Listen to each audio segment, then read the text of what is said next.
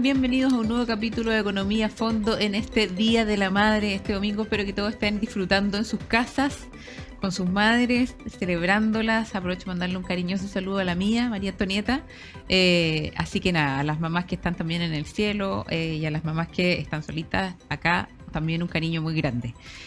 Bueno, y este nuevo programa, este nuevo capítulo de Economía a Fondo, vamos a tener temas muy variados. Vamos a partir con temas inmobiliarios y por eso me acompaña Nicole Solé, que está aquí al lado mío, es gerenta general, y Juan Pablo Echegaray, perdón.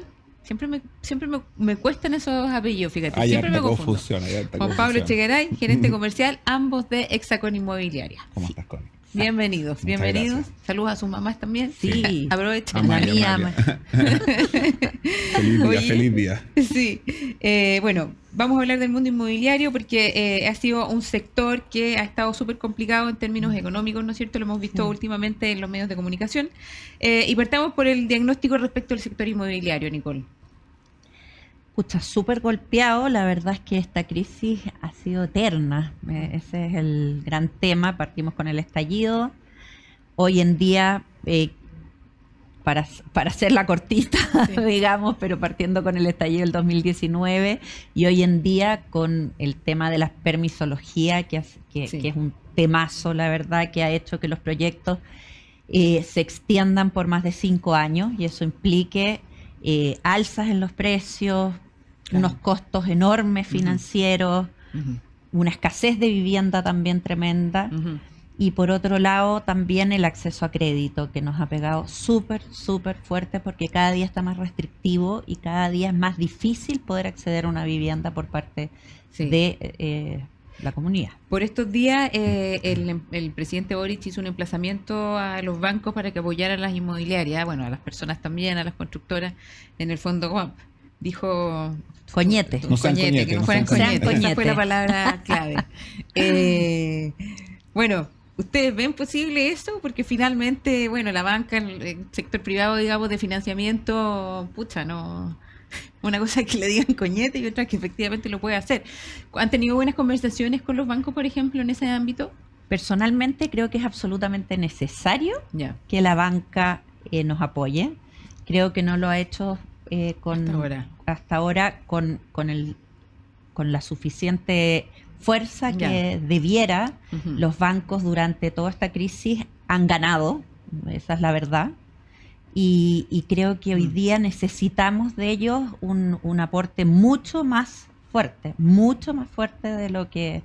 Y del gobierno también, esa es la verdad. Necesitamos subsidios y necesitamos un programa de apoyo mucho más potente que hoy día se ha quedado más en, creo yo, en discursos y buenas intenciones. Perfecto. Que en acciones concretas.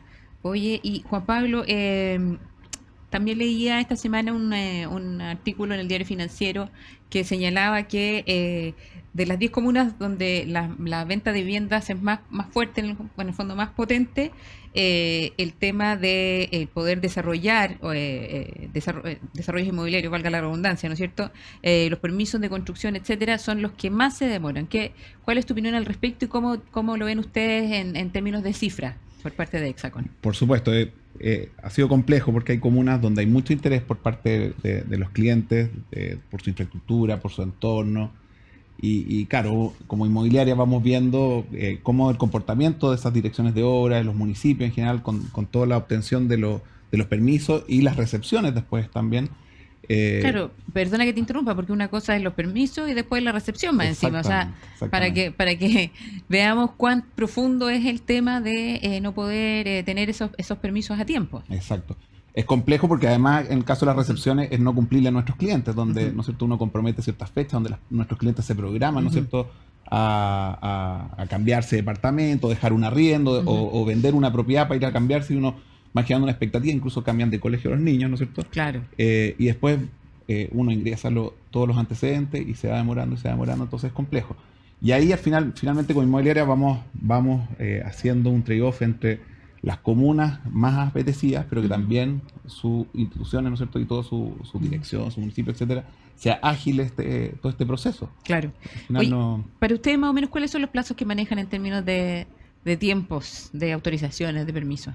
nosotros hemos ido tratando de perfeccionar y de hacer con la mayor anticipación todo Ya. en el caso de, sobre todo el cumplimiento de los clientes, porque cuando se promesa un terreno y se ingresa Ujú. un anteproyecto o un permiso, último no está corriendo el taxímetro con los clientes, sí con la banca, y eso sí Claro. lo encarece y se va traspasando, desgraciadamente se tiene que traspasar al costo y eso también encarece las propiedades. Pero hoy día los procesos se han dilatado demasiado y hay harta varianza entre comunas. Bueno, ahora hay una iniciativa, un observatorio al respecto de estas Sí. direcciones para poder ir monitoreando esto, pero el problema es que se va encareciendo y hoy día ya con la diferencia que existe entre las rentas, con el costo de las viviendas, con el comportamiento que también ha tenido la banca, que hoy día también ha habido mucho rechazo. Hoy día 8 de cada 10 clientes que se evalúan salen rechazados. Entonces, Hay un montón. incorporando este costo también de la permisología, más se encarece la propiedad. Claro, o sea que el acceso a la vivienda, en el fondo, a la casa propia, Más se aleja por un problema que podríamos Claro. controlar, por así decirlo, o mitigar. ¿te o, fijas? o Exactamente. facilitar en el fondo. Nicole, bueno, hay un proyecto de ley también que está a cargo del Ministerio de Economía, ¿no es cierto?, que el presidente Boric se lo designó al ministro Grau, sobre facilitar en el fondo la tramitación de permisos y de gobierno, o sea, de permisos, perdón, que se generan en todo ámbito de acción, Sí. pero particularmente en el mundo inmobiliario. Si nos puedes contar tú más o menos ¿cuáles son las principales trabas o en qué ministerios o organismos públicos tú ves las principales trabas en términos como de permisología, y cómo ves que este proyecto de ley, ¿no es cierto?, pueda facilitar o no las cosas? Porque se puede generar algún proyecto, se puede, digamos, votar y ser ley finalmente, pero de ahí a que realmente se implemente hay también un largo Mira, trecho. creo que va por un súper buen camino, no está solo enfocado a temas inmobiliarios, No, es sino general. en general Sí. a temas medioambientales. Ujú. Las mayores trabas, efectivamente, nosotros también las tenemos en las DIA, que son Las que están declaraciones. vinculadas a temas medioambientales, Ya. pero ahí también se encuentran proyectos mineros y proyectos de distinta índole. Creo que es fundamental porque Ujú. hoy día hay proyectos que pueden demorar 5, incluso 10 años para Ujú. materializarse, O sea, ¿ya? Y imagínate. eso es algo absolutamente imposible, Sí. y por eso mismo en estos últimos años se han ido proyectos del país, se han instalado en otros países de la región, digamos, porque no tienen estas trabas. Ujú. Y eso repercute en nuestra economía, pero muy, muy fuertemente. Ujú. En el caso de nosotros también hay una contradicción vital. En el estudio de la noticia que tú estabas comentando de las 10 comunas Sí. que más tardan Sí, que en... el artículo diario financiero. Claro, exactamente.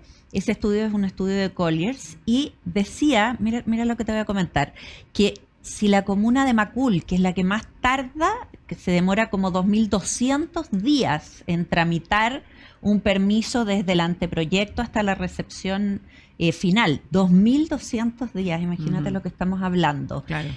Pudiera volver a retomar los plazos originales de un Ujú. proyecto, que antes no eran más de 6 meses, en Ya, total, claro.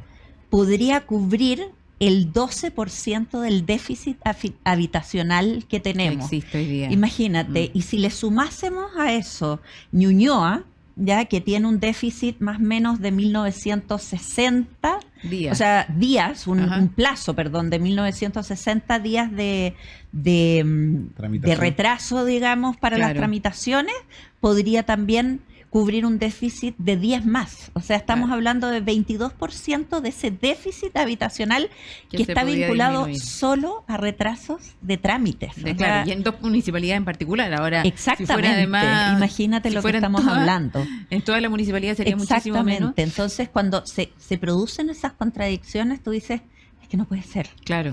Y No, comunas no con estamos- equipamientos, por ejemplo, con el metro, con varias, Claro. con Claro. varias líneas. Entonces, Exactamente. finalmente ves que cuando ve uno la malla de todo el trazado de las líneas y ves que hay pocos proyectos en algunas comunas y te empiezas a dar cuenta que toda la industria empieza a hacerle el quite. precisamente Claro, por- porque finalmente ¿para qué van a estar en esa comuna, independiente de las facilidades que le está dando el transporte a través del metro, si es que se van a demorar tanto en poder hacer un proyecto? Exactamente. Imagínate lo que pasa en Ñuñoa, que está la AVO, Américo Sí. Vespucio Oriente.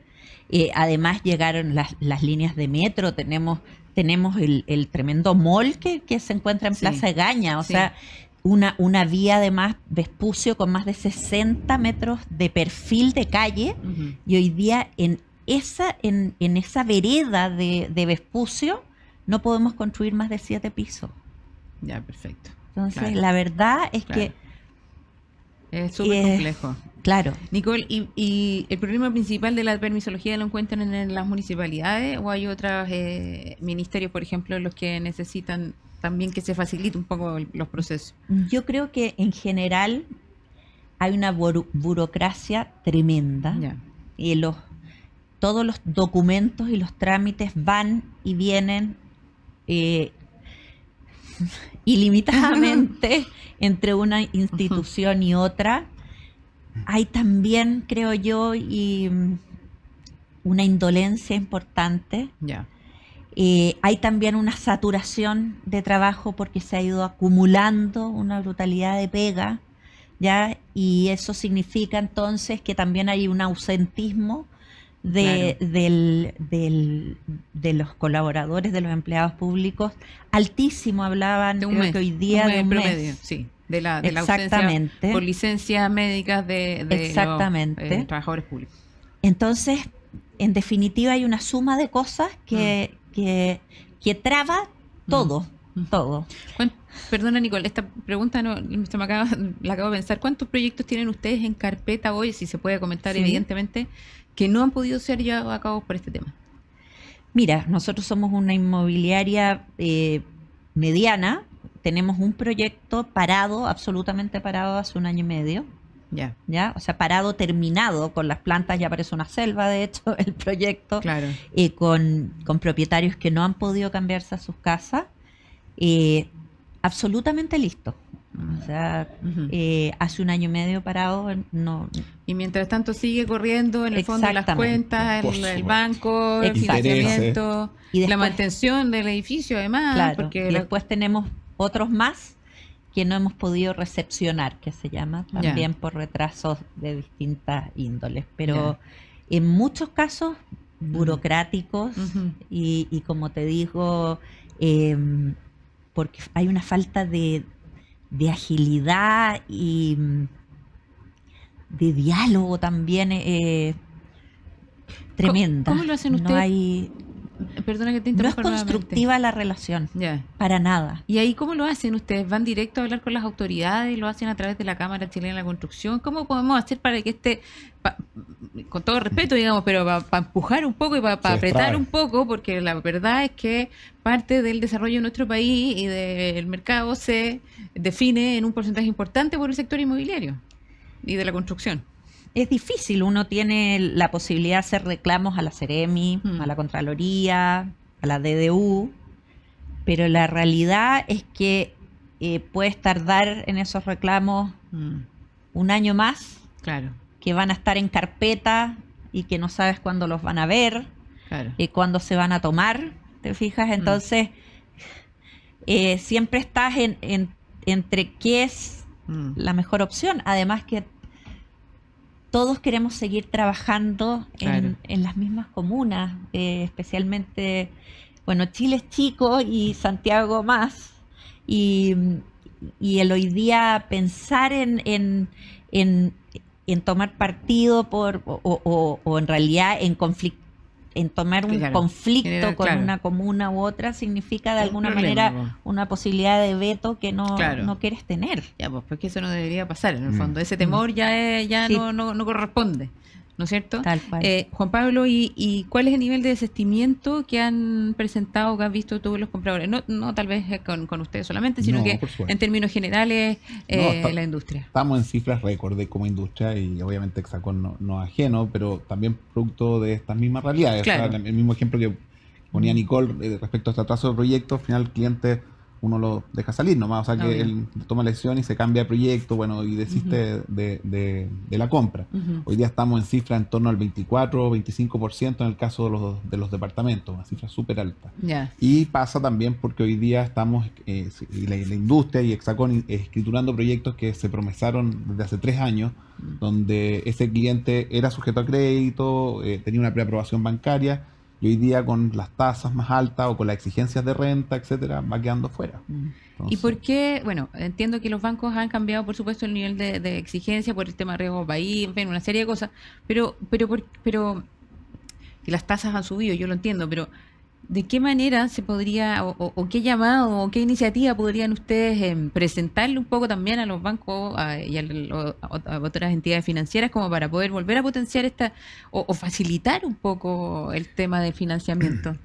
Yo creo que va por dos cosas. Uno, bueno, que se traspasen también estas bajas que hemos tenido en la tasa política monetaria. Sí, que no se la traspasen rápido, porque no se han traspasado todavía, por lo menos la tasa larga. Al revés, Sí. claro. Hemos tenido alza, hoy día estamos con CAE de hasta el 6%. Entonces, obviamente, versus tasas de hace 3 años es más del doble. Claro. Y segundo, yo creo que también hay un tema de voluntad y de también las dotaciones que están teniendo los bancos en las respuestas, la tramitación está siendo muy burocrático. Ya. Tanto en las preaprobaciones, que un cliente quiere válidamente ver si es sujeto a crédito en un proyecto que va a escriturar en el futuro, Claro. como en las aprobaciones, que son clientes que hoy día están financiando y que quieren o complementar rentas. La gente, nuestros clientes van haciendo todas las fórmulas, buscando recursos para el pie. Es otra cosa. También hace 3 años, financiamiento del 90%. Era algo más común, hoy día ya estamos en el 80%. Claro, el FOGAES imposible. acaba de terminarse el mes pasado, perdón. Claro. Sin mucho éxito, y ahí volvemos también a una iniciativa Porque además pública. que duró súper poco, porque ese poco. Se lanzó en febrero, si mal no recuerdo, y era hasta el 30 de abril, una cosa así. Exactamente, venció, tuvo un poquito más de... pero además, a mí lo que me duele es que tuvo poca difusión. Sí. También la banca privada, porque sí, el Banco Estado empujó un poco, pero el resto de los bancos se adhirió muy poco al tema. Lo tuvimos acá, tuvimos al Banco Estado. Si puedes explicar un poquito de qué se trata esa iniciativa, Juan Pablo. La añoro ya, que me encantaría que volviera, pero para escribirla. Por eso, claro, para ver si de repente las autoridades nos están escuchando Por y podemos supuesto. volver a Pero se impulsar. aplicó poco igual. Se aplicó muy O poco. sea, está mal, el tiempo fue enano. Es una política que ¿cómo se llama? Se replicó de otras economías, ¿no es cierto? Que es facilitar la compra de, sobre todo la primera vivienda para las personas más jóvenes que están adquiriendo su primera propiedad, Ya. donde, claro, hay poco ahorro, etcétera, y la gracia es que les facilitaba la compra donde el Estado ponía una garantía del 10% y finalmente la banca les prestaba el 90% en vez del 80%. Hoy día Ya. ya está en vigencia en Basilea 3, donde el encaje que hace el banco respecto al préstamo va a tender al 80%, o sea, estos créditos del 90% o lo que veíamos incluso del 100% años atrás, ya eso no va a volver. Ya. Entonces, facilitaba mucho a personas jóvenes, profesionales jóvenes Para que estaban acceder a su partiendo con este financiamiento al 90%. Y hoy día, claro, ya dejó de estar vigente, y hoy día ese cliente que en una vivienda, en un departamento, por ejemplo, 4.000 UF, que el pie era 400 UF, ahora es de 800. Entonces Claro. se duplica el monto de ahorro que tiene que tener. Juan Pablo, Nicole, tenemos que ir finalizando este bloque ya, pero súper cortito. ¿Ustedes más o menos con cuántos proyectos están hoy día ofreciendo en el fondo en oferta ya, no como iniciativa inicial, sino que ya listos más o menos como para poder vender? Y por otra parte, Nicole, la última pregunta también para ti es, ¿cuáles tú dirías que son los 3 principales desafíos que tiene la industria y además el gobierno respecto al tema del sector inmobiliario? A ver, Perdón, si quieres partamos Sí, por acá eso. y terminamos acá para terminar contigo. Bueno, nosotros hoy día como Inmobiliaria Hexacón, que participamos en la región metropolitana en departamentos, tenemos 7 proyectos en oferta. Obviamente que este año también tenemos programados 3 lanzamientos. Qué bueno. Y también otros proyectos que ya van terminando, pero vamos renovando esa oferta. Y eso se pueden visitar a través de la página web de Hexacón. Hexacón.cl. Perfecto. Muchas gracias, Juan Pablo. Nicole, cortito, los 3 desafíos. Los 3 desafíos. Primero, poder llegar a más público y a más familias de distinta índole, o sea, poder de alguna manera entender cómo es cómo culturalmente hemos ido cambiando en un mundo súper dinámico y poder llegar a esa gente con sus nuevas necesidades, digamos, y con su nueva manera de vivir.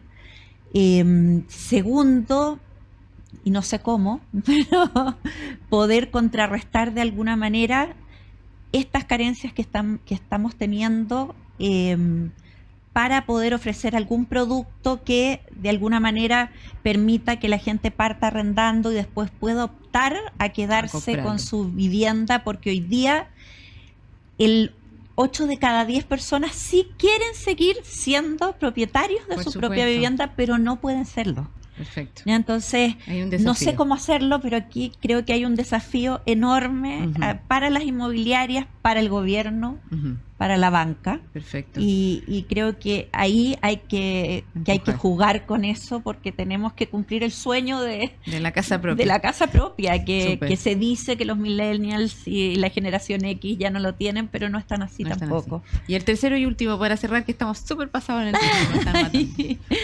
Y el tercero, pucha, yo creo que tratar de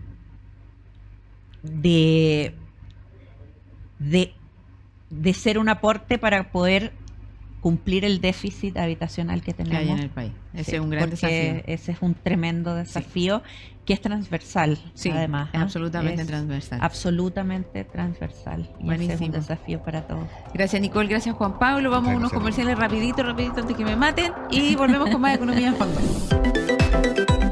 En EY sabemos que los cambios son constantes y que tu negocio debe adaptarse para responder a todos estos nuevos desafíos. EY, construyendo un mejor mundo de negocios.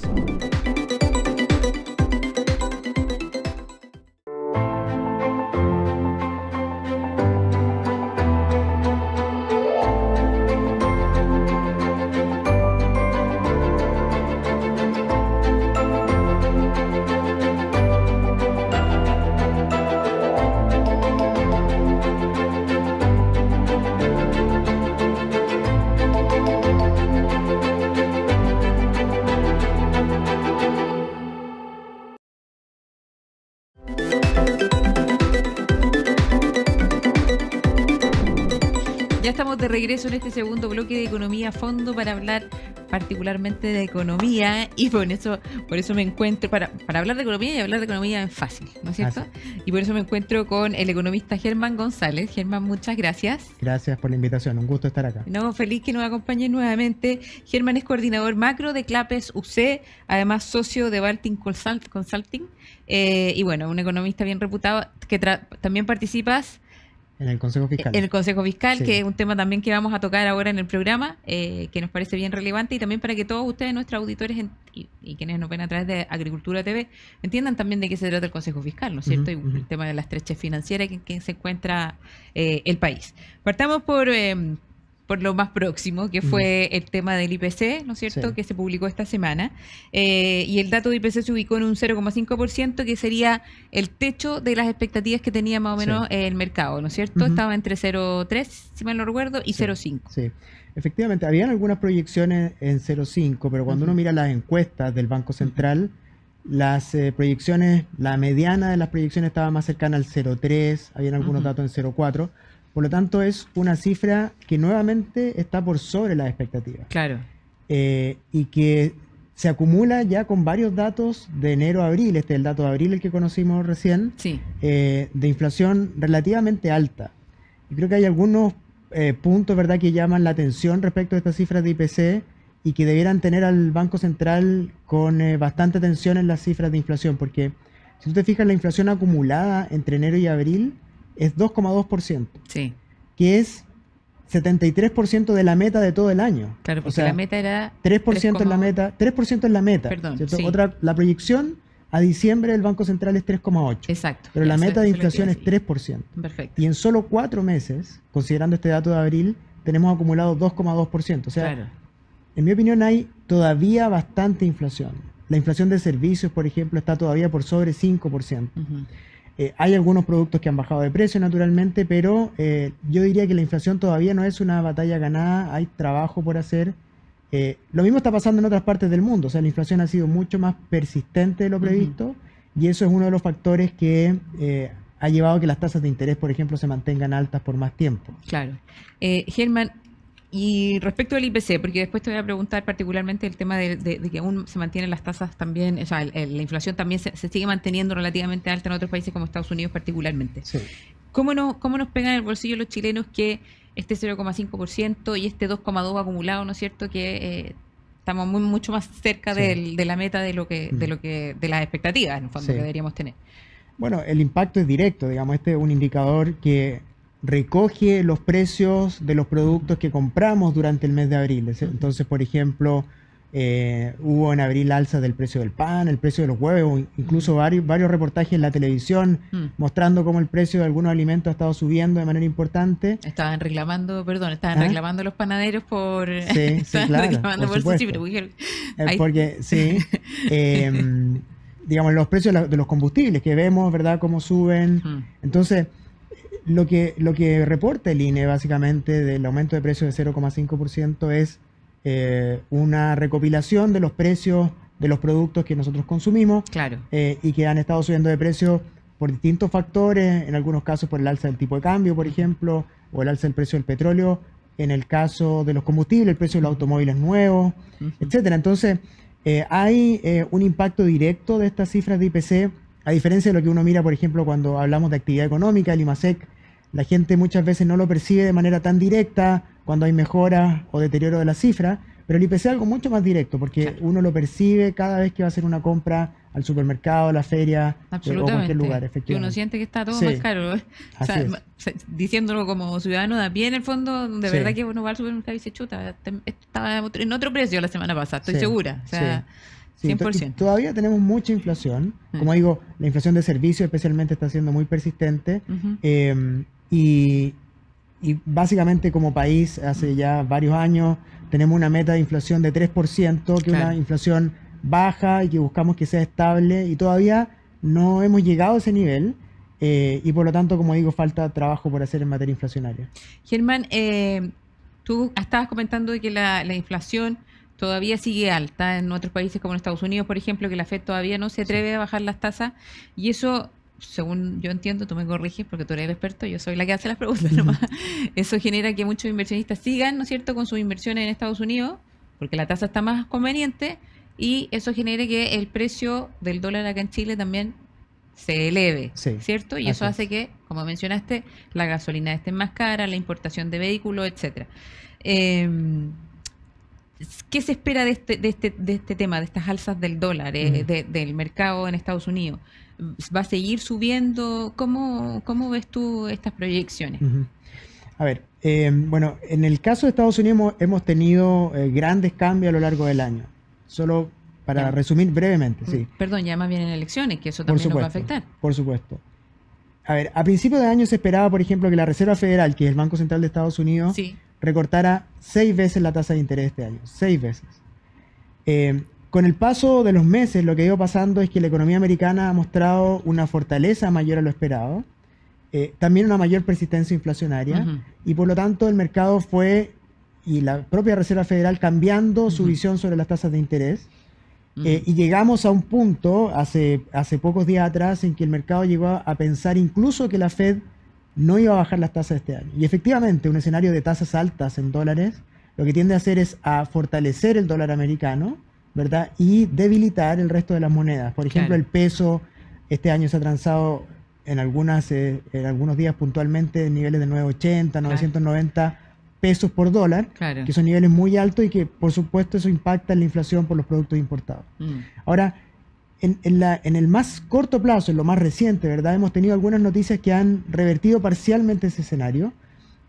Por ejemplo, la Reserva Federal en la última reunión dio a entender que no era probable que la tasa siguiera subiendo, sino que era más probable que vinieran recortes hacia adelante. Por otro lado, hemos tenido algunas señales de cierta pérdida de fortaleza del mercado laboral en Estados Unidos, un dato de empleo la semana pasada algo más débil de lo previsto. Y lo otro que está ocurriendo es que la baja del precio del petróleo está permitiendo también que los precios de las gasolinas disminuyan en Estados Unidos. Por lo tanto, se ha reducido la presión sobre las tasas de interés en ese país. Esto es muy coyuntural. Y hoy día la información más reciente que tenemos habla de 2 recortes de tasas de interés en Estados Unidos este año, y eso también ha quitado algo de presión sobre el tipo de cambio, que en el margen ha bajado en Chile por debajo de 930 pesos. Tiene que ver un poco con esto. Ya, perfecto. Germán, hay otro tema que es importante y que hemos visto la última semana. Hay dos temas que son relevantes. Voy a partir por el tema de la estrechez fiscal del país. Tuvimos noticias de esto durante los últimos días, pero para que todos nuestros auditores y televidentes entiendan qué significa el tema de la estrechez fiscal del país, y cuáles son sus implicancias para todos los chilenos. Ujú, ujú. Claro, entonces lo que ocurre ahí es que Ujú. el país ha venido, tenía una posición fiscal muy sólida, digamos, el año 2007. Digo el 2007 porque ahí marca un punto de inflexión la crisis financiera global del año 2008-2009. Chile, digamos, tenía un nivel de deuda pública que era cercana a 4% del PIB. Ya. Y tenía más activos el país que la deuda, era un país acreedor neto, ¿cierto? Teníamos Claro. más activos que O pasivos. sea, es un país poco endeudado, por así decirlo. Muy poco Pensando en el endeudado. bolsillo de uno, tengo pocas deudas y estoy ganando más. Y más ahorros Además de incluso que la deuda que tenía el país. Entonces, Perfecto. teníamos una situación fiscal muy sólida antes de la crisis financiera global. De ahí en adelante, en parte por la reacción que hubo, que fue muy agresiva de parte de la política fiscal para enfrentar los efectos de esa crisis, lo que ha hecho el país es que ha ido incrementando su nivel de deuda de forma sostenida. Ujú. Al cierre del año pasado la deuda pública era cercana a 40% del PIB, es decir, se ha multiplicado por 10 Por 10, la claro. deuda pública. Y no solo eso, sino que además los activos que teníamos acumulados, que se acumularon durante el superciclo del Ajá. cobre, se han ido usando paulatinamente. Se usaron parte en la crisis financiera global, se usaron también durante la pandemia. Y por lo tanto, hoy día la situación del país es más frágil desde el punto de vista fiscal. Ya. Pero no solo eso, sino que si uno mira hacia adelante, si uno mira las proyecciones del propio Ministerio de Hacienda, se da cuenta que hay muy poco espacio para que el gasto público siga creciendo en los próximos años. Porque para que el gasto público crezca de manera sostenible se tienen que generar las fuentes de ingreso, tienen que haber recursos para financiar ese gasto público. Con las condiciones actuales que tenemos, ¿verdad? El gasto, si queremos seguir reduciendo el déficit fiscal, ¿verdad? Porque, digamos, para ponerlo en bien simple, ¿por qué la deuda ha aumentado de manera tan abrupta en los últimos Claro. años? Es porque hemos tenido como país persistentemente déficit fiscales. Es decir, Ujú. todos los años, o la gran mayoría de los años, el país gasta más de los ingresos que genera. Perfecto. Entonces, como Pucha, tú está decías, como la mayoría de los chilenos, ¿qué quieres que te diga? Es Exacto. como una ironía, pero es cierto. así es. Pero el problema, tú me preguntabas en el fondo, ¿cuál es el impacto que esto Claro. genera? Bueno, esto es súper importante porque así como en la familia sabemos que no es sostenible gastar permanentemente más que los ingresos, bueno, como país con mayor razón debiéramos saberlo. Entonces, lo que está pasando en el país es que, como digo, hace muchos años que el país viene todos los años gastando más que sus ingresos, teniendo déficit fiscales, y eso ha ido incrementando el nivel de deuda. Y si bien, digamos, todavía no es un problema de primer orden, esto puede convertirse en un Ujú. problema de primer orden Ujú. si seguimos con esta tendencia. Claro. ¿Por qué? Porque esto al final se va a traducir en un aumento del costo de financiamiento. O sea, el Ujú. Estado hoy día se puede endeudar a tasas relativamente bajas, Ujú. pero en la medida que el nivel de endeudamiento siga aumentando, el costo de la deuda va a aumentar. Claro. Y eso va a repercutir en las empresas, en las familias, con un costo de endeudamiento mayor y eventualmente, ¿verdad? Si esta deuda sigue aumentando, podemos tener bajas, por ejemplo, en la clasificación de riesgo, Del país. y eso naturalmente va a repercutir en el costo de financiamiento. ¿Qué se hace en ese caso para revertir esta estrechez fiscal? Bueno, lo primero es que yo creo que hay que cambiar el paradigma de los presupuestos fiscales. Es decir, Ujú. no puede ser, no podemos seguir con la lógica de que el presupuesto del año siguiente va a crecer 3, 4, 5%. Recuerda que cada vez que llega fines de septiembre, la discusión es cuánto va a crecer el presupuesto. Claro. Bueno, digamos, si los ingresos no están creciendo, Ujú. ¿verdad? Lo que tenemos que hacer es empezar a administrar el tamaño del presupuesto que tenemos. Ujú. Probablemente vamos a tener que, cuando digo cambiar el paradigma, es pensar en que ya tocamos techo, ¿verdad? En la capacidad de seguir creciendo el gasto Endeudando. público. Ujú. Y tenemos que ver cómo gastamos mejor los recursos que tenemos Mm. y no seguimos pensando cómo gastamos más, porque básicamente no tenemos los ingresos necesarios para gastar más y por lo tanto los esfuerzos deberán estar mucho más puestos en cómo gestionamos mejor los recursos que ya se gastan anualmente en el presupuesto. Finalmente esto es como el bolsillo de uno, digamos, De como todas una maneras, familia, o sea, absolutamente. no gastar más de lo que uno gana, generar ahorro, ¿no es cierto? Y si va a gastar en algo que sea particularmente algo que tenga un retorno importante también. Exactamente. Germán, ya, pucha, siempre se me pasa el tiempo volando y lo repito cada rato porque me encanta mi programa porque es muy entretenido. Yo aprendo muchísimo y ya estamos llegando se nos está acabando un poco el tiempo, pero para poder redondear ya nuestra conversación, ¿cuáles son tus expectativas respecto de la TPM próxima Ujú. a anunciarse por parte del Banco Central? Bueno, yo creo que la tasa de política monetaria va a seguir bajando, probablemente no con la misma velocidad que bajó en los últimos meses. Ujú.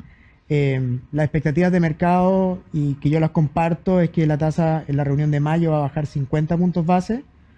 La tasa, digamos, para quienes nos escuchan, llegó a tener un máximo de 11,25, Claro.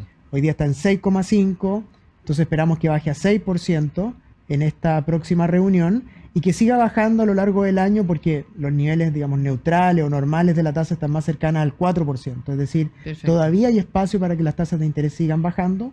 Como decía al principio, la inflación ha estado más alta de lo que quisiéramos, esperábamos. ¿verdad? Ujú. Pero la baja del tipo de cambio, en la medida que se sostenga, es un factor que va a ayudar también a reducir las presiones inflacionarias de este año. Ya, perfecto. La última pregunta. Sí. ¿Por qué la tasa larga se demora tanto en bajar?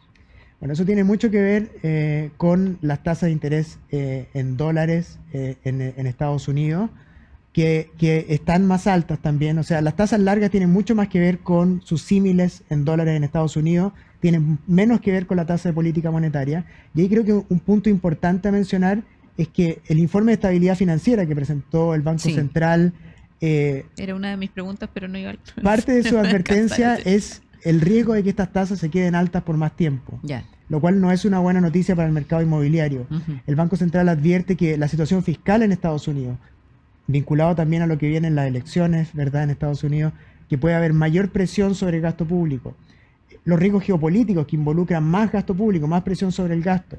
El cambio climático también está presionando el gasto público en las grandes potencias. Todo eso va a requerir financiamiento, Ya. ¿verdad? Más financiamiento, y eso es algo que presiona las tasas de interés de largo plazo, y no es una buena noticia para el mercado inmobiliario en Chile, que depende de estas tasas para el financiamiento de largo plazo, que se suma, lo último, al efecto que generan los retiros de fondos previsionales en nuestro país, Claro. que redujeron el tamaño del mercado de capitales y que va a costar mucho tiempo en recuperar ese tamaño de mercado que teníamos antes de los retiros. Súper importante ahí, cómo volvemos a tener un tamaño de mercado interesante para invertir. Y el tema de la tasa larga te lo preguntaba efectivamente porque en nuestro primer bloque estuvimos conversando con una inmobiliaria sobre ese tema y varios más. Así es. Germán, muchísimas gracias por estar con nosotros, siempre súper claro, Muchas gracias con por la Pere y invitación. Manzana explicándonos la economía. Vamos a unos comerciales y volvemos con el último bloque de Economía a Fondo de este domingo, Día de la Madre. En EY sabemos que los cambios son constantes y que tu negocio debe adaptarse para responder a todos estos nuevos desafíos. EY, construyendo un mejor mundo de negocios.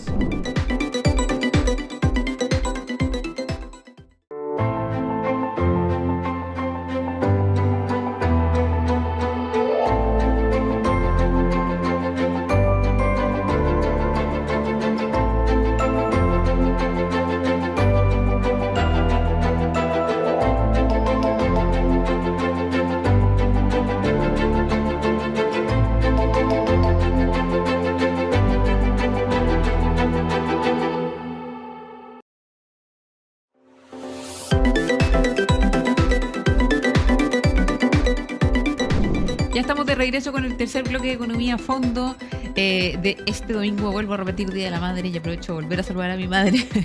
Estamos con Jaime Salinas, nos acompaña ahora. Él es socio principal de Salinas Toledo Abogados, sí, Así es. y fundador y presidente del Centro para la Innovación y Desarrollo del Derecho al Trabajo. Así es. Muchas gracias por estar con nosotros, Jaime. Muchas gracias a ti, Constanza, por la invitación y en especial en este día un saludo para las mamás que están en la casa. De todas maneras, aprovecho a saludar a pasar los saludos que necesite. Es el minuto. Está muy bien. Oye, Jaime, vamos a conversar. Tenemos varios temas complejos para conversar.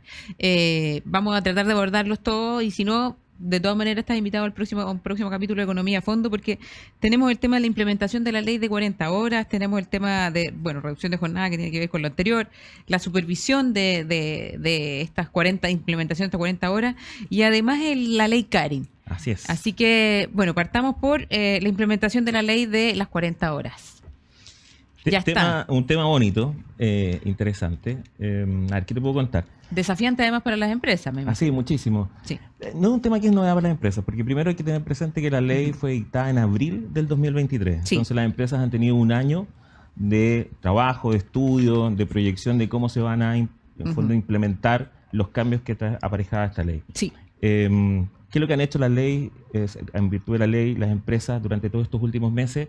Diagramar cómo van a estructurar sus modelos de trabajo, sus equipos de trabajo para efectos de cumplir con lo que establece la ley. Claro, porque además tiene un plazo de poder implementarse. No es que, así es. No es que se haya, digamos, haya empezado a correr la ley y que mañana tienes que estar con las 40 horas, sino que tienes un plazo de 1 año, 2 años. De hecho son 5 años. Es una etapa de evolución, es una reducción progresiva y paulatina. Esa es la palabra que correcta. nos lleva a tener en este año la primera etapa de la reducción. Pasamos de las 45 horas a tener 44 horas. Claro. ¿Ya? En 2 años más, es decir, el 2026, el 26 de abril del 2026, las empresas tienen que reducir 2 horas más para llegar a un total semanal de 42 horas. Ya. Y el 26 de abril del 2028 se completa todo el proceso de reducción para que todas las empresas lleguen a las 40 horas semanales como jornada máxima ordinaria Por de eso trabajo. son 5 años en total de la implementación. Así es. Y eso es lo que le permite a las empresas, de alguna forma, ir adecuando sus procesos. Perfecto. Para que no tenga un impacto tan fuerte la reducción de 5 horas en la semana. Entonces deciden si pueden reducir solamente una, que es lo obligatorio para este año, o eventualmente, que esto es bien importante también tenerlo presente, es voluntario ir reduciendo aún más la jornada, y podrían perfectamente pasar, como lo han hecho hartas empresas, de las 45 a 40 horas, ya automáticamente. Frentón, claro. Sí, efectivamente. Ya, eso sería como tú trabajar el viernes hasta... Trabajar el viernes hasta, no trabajar en la tarde, por ejemplo. Ese sería un bombazo para todas las personas que trabajan en la organización. Así es. Otra ventaja que tiene adecuarse al tiro a las 40 horas es que tú podrías implementar un sistema de 4x3. Entonces trabajas 4 días y tienes 3 de descanso, pero eso es única y exclusivamente para las empresas que al día de hoy voluntariamente rebajen su jornada a 40 horas. De lo contrario, va a ser en el fondo aplicable para todas las empresas al 2028, cuando ya sea obligatorio bajar a las 40 horas. Me parece fantástico. Sobre todo para la gente que quiere estar más en familia o en su casa o hacer deporte, tengo idea. O sea, poder complementar efectivamente la vida laboral y la vida personal de manera más equilibrada. Respecto del tema de la jornada laboral, hay una controversia en torno a la interpretación de la ley sobre la reducción de jornada laboral en Chile y entender también cuál es la diferencia, ¿eh? Porque, o sea, hablamos de la implementación de la ley de las 40 horas y después hablamos de la jornada laboral reducida. Entonces, para que la gente entienda bien, si nos puedes explicar todo este proceso. Ya, a ver, lo primero que hay que entender es que la ley, cuando te impone una obligación de reducir la jornada y te da la posibilidad de generar una reducción progresiva y no inmediata de estas 5 horas, la empresa, lo primero, su principal desafío es decidir cuánto rebajan de la jornada. Es el primer desafío. Ya. ¿Cuánto? ¿Ya? Entonces, definido eso, ya sea 1 hora o eventualmente más hasta llegar a las 40, hasta las 5, tienes que decidir cómo lo haces, ¿ya? Porque la empresa no puede unilateralmente decir, ya, los días lunes no van a trabajar y parten los martes. Ya tiene que ser primero, y esto lo dice la ley, con un acuerdo entre empresa y trabajador, ¿ya? Entonces la reducción se tiene que hacer en base a un acuerdo. Y si no hay acuerdo, la ley también te da la herramienta de solución. ¿Cuál es? Que tú tienes que hacer como empleador una reducción del término de la jornada en forma proporcional a todos los días de trabajo de la semana, ¿no? Y esta es la gran controversia, porque no hubiese existido controversia si no hubiésemos tenido un pronunciamiento totalmente disímil por parte de la Dirección del Trabajo a una semana de la entrada en vigor de la ley. ¿Por qué? Porque todos sabíamos que esta reducción en base al tenor literal de la norma, cuando no había acuerdo entre empresa y trabajador de dónde esa hora menos se iba en fondo a reducir, la empresa tenía que recurrir a esta fórmula que la misma ley le daba, que era reducir proporcionalmente entre los días de la semana estos 60 minutos. Claro, que son 12 minutos. Si una jornada de 5 días, son 12 minutos. Exacto. Si una jornada de 6 días a la semana, 10 minutos, mucho más simple. ¿Ya? Entonces, teníamos la interpretación literal de la ley. O sea, de hecho, ni siquiera la interpretación, el tenor literal de la ley te daba esa fórmula. Teníamos dictámenes de la Dirección del Trabajo que habían reiterado en el fondo esta misma regla. Tuvimos también varias entrevistas del director del trabajo, en donde en diversos medios de prensa incluso graficó con ejemplos refiriéndose a los 12 minutos de reducción de la jornada. Pero resulta que una semana antes de la entrada en vigencia de la ley, la Dirección del Trabajo emite un dictamen en donde lo que señala es que el correcto sentido de la rebaja ante la falta de acuerdo es reducir en 1 hora la jornada en un día determinado para aquellos trabajadores que tienen 5 días de trabajo. Ya. O en 50 minutos, para aquellos trabajadores que tienen 6 días a la semana, 50 minutos la jornada de un día y 10 minutos la jornada de otro. Ya. Entonces, esa interpretación que ahora la Dirección del Trabajo es la que generó mucha polémica Ahí está la y harta controversia. controversia, Claro. porque no se ajusta al tenor literal de la ley. Entonces, la Claro. función de la Dirección del Trabajo efectivamente es fiscalizar y también interpretar el correcto sentido de la norma. Ujú. Pero cuando la interpretación va más allá del sentido de la norma, cuando lo contraría, claramente que es una interpretación contra ley. Y ese es el gran punto de controversia que tenemos al día de hoy Perfecto. y que afecta a las empresas que han decidido hacer esta reducción de 12 minutos. No lo son todas, Constanza, son algunas, pero de que las hay y han seguido Claro, la pero igual- interpretación que estaba antes y el tenor literal de la norma. Esa es la gran Claro, al controversia. final, en el fondo, enreda la situación a pocos días de tener que implementar la ley. Y además se empieza a confundir también los términos, porque si uno no tiene claridad de lo que es la implementación de la ley, que tiene estos 5 años para poder implementarse, que no es que a partir de mañana vayan a tener los trabajadores 5 horas menos, digamos, Así es. y además todo el tema de la interpretación respecto de la reducción de la jornada, la gente empieza a confundirse. Sí, considerando especialmente que tuvimos un año Para poder- de espacio de tiempo Claro. para que la Dirección del Trabajo pudiese haber dado esta interpretación, que es contraria en el fondo a la norma, pero por último para haber anticipado por parte de las empresas Claro. cuáles iban a ser los esquemas de distribución de la jornada que tenían que haber hecho para adecuarse al tenor de la ley. Entonces ahora lo que puede pasar es que van a fiscalizar eventualmente a estas empresas que han reducido 12 minutos y vamos eventualmente a tener empresas que van a ser multadas por no haber seguido el criterio de En la Dirección del Trabajo, Ujú. y esas empresas van a tener que defenderse judicialmente para, en el fondo, defender que el criterio que ellos siguieron es el que establece el tenor literal de la norma y va a estar judicializado un tema que era muy positivo a Chile. Claro, porque la y más- norma, es mucho más simple. sí, se conflictuó algo que no debió haber sido conflictuado. Claro, perfecto. Oye, y el tema de la fiscalización por parte de la Dirección del Trabajo. Yo lo veo súper complicado porque imagínate tener que fiscalizar a la implementación de la jornada, muchísimas empresas, como el tema de la interpretación, o sea, ¿cómo ves tú que se puede llevar a cabo de forma eficiente? Porque la Dirección del Trabajo tiene una cantidad de fiscalizadores determinada, ¿no es cierto? No se puede multiplicar por 1000, y además por el tema de la interpretación. A ver, sobre la cantidad de funcionarios que van a fiscalizar, yo entiendo que la Dirección del Trabajo ha establecido un número importante de crecimiento en su dotación de personal para hacer frente a este número nuevo de leyes que obviamente genera una mayor necesidad de fiscalizaciones. Es importante tener presente que la función de la Dirección del Trabajo es fiscalizar y está bien, Constanza. Sí, Es perfecto. su función fiscalizar. Ajá. Pero la idea también es que la fiscalización, que se traduce en el fondo en que llega una persona a la empresa y empieza a requerir antecedentes, documentos para ver si esa empresa está en regla con la normativa, sea también con un criterio en donde si se va a pasar una multa, sea acorde a una infracción expresa al texto legal que está en el fondo siendo fiscalizado. Entonces, lo que vemos en el fondo que va a pasar es que con estas interpretaciones que son contra el texto de la ley, puede crecer el número de multas a las que las empresas se van a ver expuestas. Hay un dato bien interesante, que es del 2023 de la propia Dirección del Trabajo. Ya. Fíjate que, y esta es experiencia personal, pero nosotros en nuestra oficina nos hemos dado cuenta estadísticamente que el 2023 tuvimos muchísimos más requerimientos por parte de nuestros clientes de reclamar judicialmente multas de la Dirección del Trabajo. ¿Ya? Perfecto. Hubo muchas más fiscalizaciones, hubo muchas más multas que fueron cursadas a las empresas Ujú. y particularmente yo diría que hubo un elemento estándar en muchas de ellas, que los reclamos con éxito, en el fondo logramos anular esas multas o reducirlas en un porcentaje bien importante de su cuantía, pero eran muy pobremente fundadas.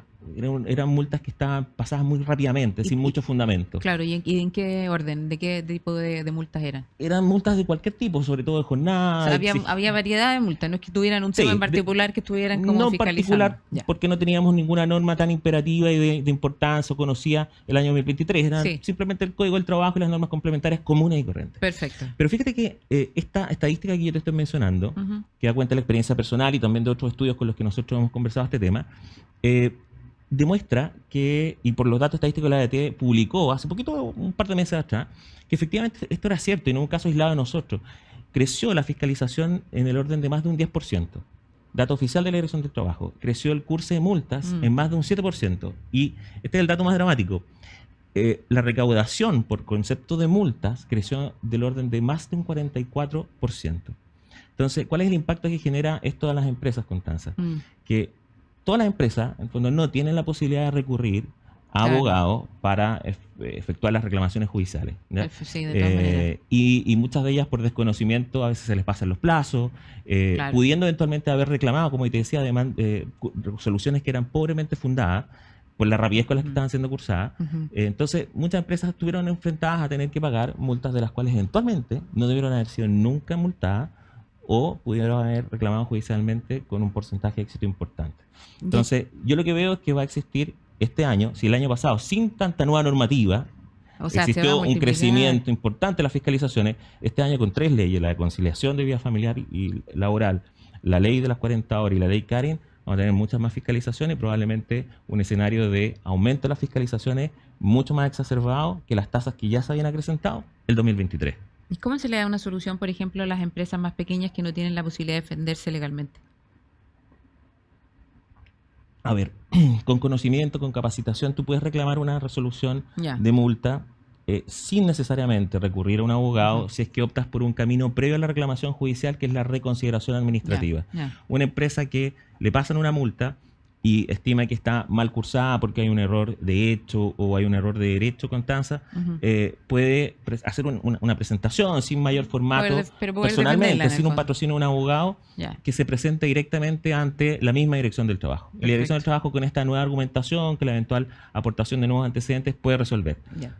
En la gran mayoría de los casos hay que tener presente que estas reconsideraciones no tienen mucho éxito porque en el fondo tú le estás Bueno. diciendo a la misma persona que te multó que reconsidere. Que no hizo Entonces, bien salvo su que sea algo muy explícito, Claro. es difícil que Bueno, se revierta. ¿te La fijas? recomendación entonces es acudir de todas maneras, bueno, a un profesional, a un abogado que esté en conocimiento del tema. Así es. Jaime, como te dije, teníamos varios temas que conversar y el tiempo se nos pasa volando, así que desde ya quiero dejarte públicamente y al aire invitado para el próximo Fantástico. programa de Economía a Fondo, porque tenemos pendiente hablar del tema de la ley de conciliación trabajo-familia Así y es. tenemos pendiente el tema de la ley Karin, que es muy compleja y a mí me preocupa mucho conversar sobre ese tema porque nos afecta a los trabajadores, a las empresas, bueno, y la interpretación también es muy gris, digamos, ¿ah? Tiene una línea, unos bordes bastante complejos. Sí, hay muchos puntos ahí, hay hartas obligaciones, hay protocolos, hay capacitaciones, seminarios, hay muchas cosas que las empresas tienen que adoptar en estos meses antes de entrar en vigencia, que es el 1 de agosto,